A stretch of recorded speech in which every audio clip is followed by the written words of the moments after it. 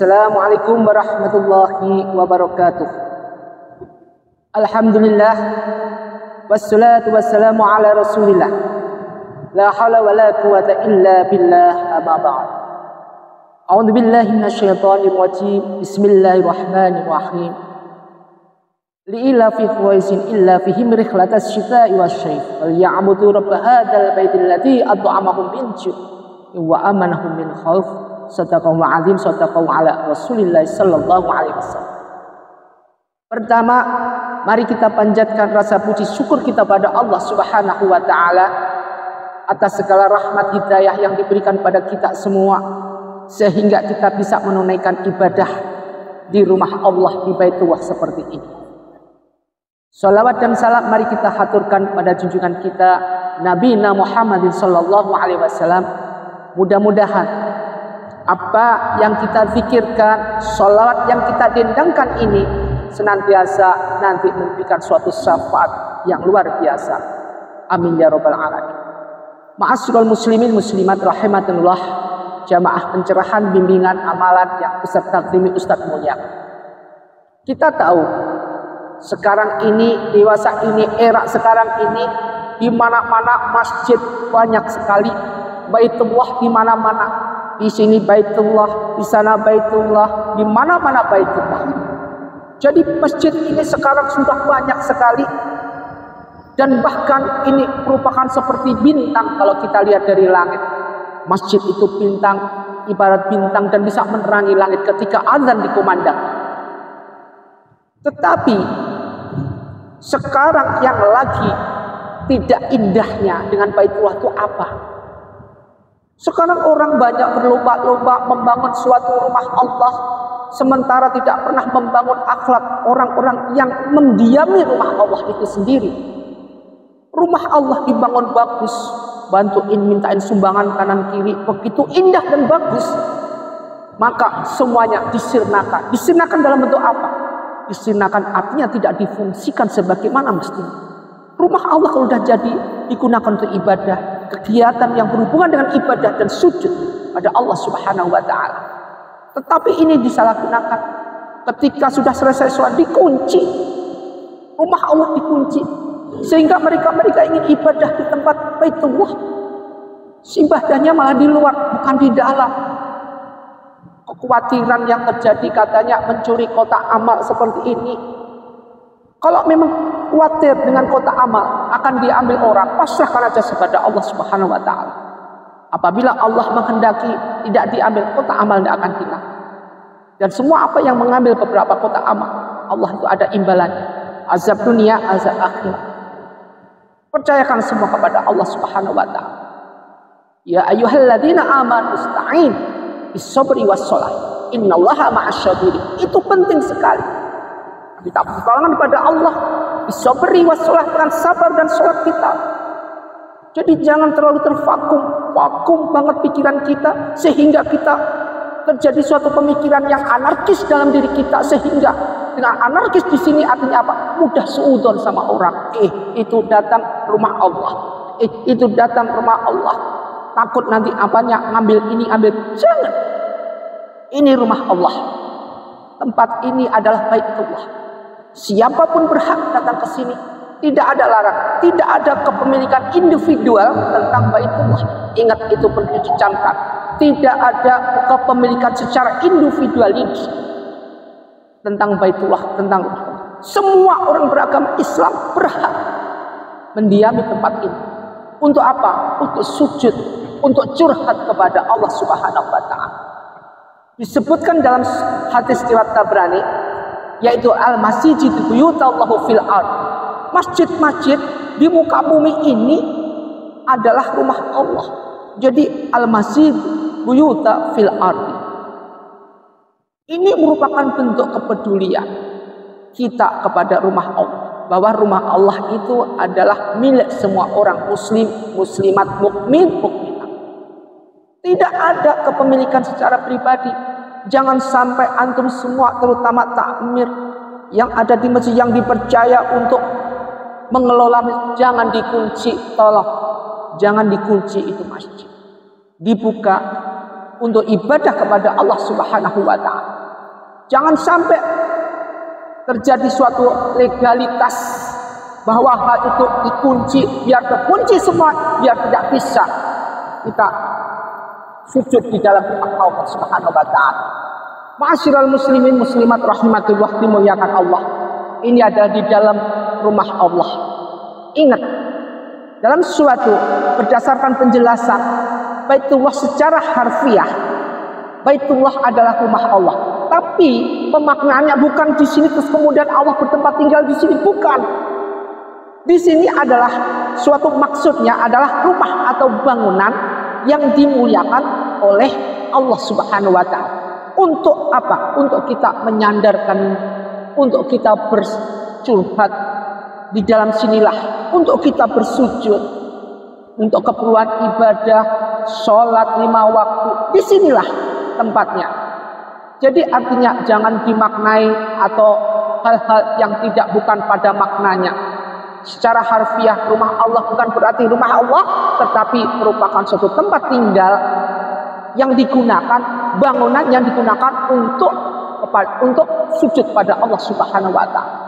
Jadi ini perlu digarisbawahi. Jangan sampai kita terbebani dengan pikiran-pikiran yang kemudian bisa menjadikan bumerang buat kita. Artinya apa? Pemaknaan yang salah tentang Baitullah. Ma'asyiral muslimin muslimat rahimatullah dimuliakan Allah. Senangnya diri kita apabila kita tidak hanya membangun Baitullah ini aja, tetapi kita gunakan, kita memakmurkan Baitullah. Itu tugas kita untuk kelanjutannya. Bukan hanya membangun aja, bukan hanya merawat aja, tetapi kita menjadikan tempat ini untuk menyuburkan, untuk bersujud, untuk berjamaah. Jangan sampai masjidnya mewah, rumah Allah itu indah, bertingkat, sementara yang jamaah hanya segelintir. Bisa dihitung, 1 saf aja tidak penuh, 1 saf di depan nggak penuh. Ini sering terjadi. Masjid di mana-mana, masjid indah-indah, mereka pada berlomba-lomba menanamkan infak untuk ibadah, yaitu bikin masjid bagus. Tetapi lebih indah lagi apabila kita menjadikan masjid ini, memakmurkan dengan cara perbanyak mereka-mereka yang beribadah jamaah di masjid ini. Dengan jalan apa? Dengan jalan itu kita jadikan bagaimana mengundang mereka untuk sadar untuk cara sholat berjamaah. Bagaimana mengundang mereka untuk bisa datang sholat berjamaah. Bagaimana? Ini yang perlu kita pikirkan. Kita kaji, kita makmurkan, kita dirikan suatu diniyah di suatu masjid, di depan masjid, anak-anak kita ajar secara berdasarkan agama, akidah, syariat, semua kita ajarkan. Sehingga masjid ini akan menjadi suatu tempat yang dominan untuk menanamkan suatu amal husnul amal. Mereka-mereka yang mewakafkan semua yang ada hubungannya dengan amal akan lebih bermanfaat, akan lebih merasakan pahalanya ketika mereka sudah nggak ada. Tapi coba bayangkan di balik itu, andai kata sekarang masjid sudah indah, rumah Allah sudah indah, sementara yang jamaah hanya 2 orang, 1 imam, 1 makmum. Bagaimana sedihnya mereka yang sudah rela berkorban, memberikan suatu infak ataupun apapun bentuknya untuk ibadah di sini. Tidak ada gunanya. Sementara kita yang diberikan amanah tidak bisa menjalankan. Terus bagaimana? Wa may yatawakkal 'ala Allah fa huwa hasbuh. Kita bagaimana? Kalau kita menjadi hamba Allah yang bertawakal, kita akan dicukupi semua kebutuhan kita. Tidak usah khawatir. Tetapi kalau kita nggak bisa tawakal Allah, ini yang jadi PR buat kita. Makmurkan. Mulai sekarang, jadikanlah. Jangan masjidnya aja yang indah, tapi orangnya juga indah-indah. Orangnya dalam ibadah juga banyak. Jangan ditinggikan aja tingkat masjidnya, tapi tinggikan akhlak daripada penghuni masjid itu sendiri. Kita datang ke rumah Allah untuk bersandar daripada Allah. Seharusnya kita harus bisa mengerti koreksi diri kita dalam kondisi apa kita. Jangan sampai kita hadas besar kemudian kita masuk. Jangan sampai kita bercurhat pada Allah, bukan kita main-main. Di tempat ini kita sujud pada Allah, memohon segala sesuatu yang Allah benar-benar inginkan. Allah benar-benar mau berikan hidayah kepada kita. Jangan sampai terjadi segala sesuatu yang hiruk pikuknya adalah menimbulkan suatu kegaduhan, kegaduhan dalam segala hal yang membuat umat menjadi enggak jinak atau enggak jelas atau enggak tenang ketika dia berada di rumah Allah. Ma'asyiral muslimin muslimat rahimakumullah.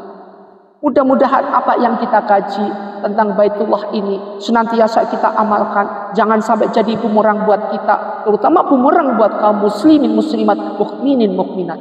Jangan sampai dijadikan ini pembatas. Sedangkan ini pembatas sebelah adalah untuk perempuan. Jangan sampai masjid tempat Allah ketika kita bersandar seharusnya pakai curhat pada Allah, dipakai untuk curhat perempuan sama perempuan. Tidak ada ngomongin orang, rasain orang, nggak jelas. Di tempat Allah, di Baitullah masjid dipakai ngerasain, dipakai menghibah, dipakai memfitnah. Inilah suatu hal, bukan salah masjid, bukan salah rumah Allahnya, tapi yang salah adalah oknumnya, penghuninya. Maka dari itu kalau kita sekarang udah ngerti, mari kita introspeksi diri kita. Janganlah ingat tidak ada manusia yang sempurna. Manusia adalah makhluk Allah yang paling sempurna, tapi tidak ada satupun yang sempurna. Karena ketidaksempurnaan ini, maka kita perlu adanya taubat dan nasuhah kepada Allah Subhanahu wa taala. Sujud di tempat ini, tengah malam dengan buat tahajud di tempat ini. Alangkah baiknya dalam kegelapan malam kita datang jam 2, jam 3, sujud sudah di masjid. Di tempat kita seharusnya curhat pada Allah yang menciptakan kita. Ma'asyiral muslimin muslimat rahimatullah, mari kita gali diri kita, gali hati ini menjadi hati yang penuh iman. Hati al-imanu atau minu billahi, benar-benar iman pada Allah. Sehingga inna sholati, sholat kita, wa nusuhi wa mahyaya wa mamati lillahi rabbil alamin. Semua kita pasrahkan pada Allah. Disinilah lillahi rabbil alamin kita. Asyhadu an la ilaha illallah wa asyhadu anna Muhammadar Rasulullah. Disinilah kita bersyahadat. Rabbighfirli warhamni waj'alni warfa'ni warzuqni wahdini wa'afini wa'afani. Disinilah tempat kita bercurhat semua pada Allah Subhanahu wa taala. Ma'asyiral muslimin muslimat rahimatullah. Mudah-mudahan dengan kajian ceramah dan dakwah tausiah ini menghidupkan hati kita yang sudah mati. Yang tadinya hati kita qalbi ini mati, kita hidupkan kembali. Senantiasa ingat pada Allah. Gunakan Baitullah masjid ini sujud pada Allah Subhanahu wa taala. Semoga bermanfaat apa yang kita kaji. Wabillahi taufik wal hidayah. Berbanyak istighfar. Assalamualaikum warahmatullahi wabarakatuh.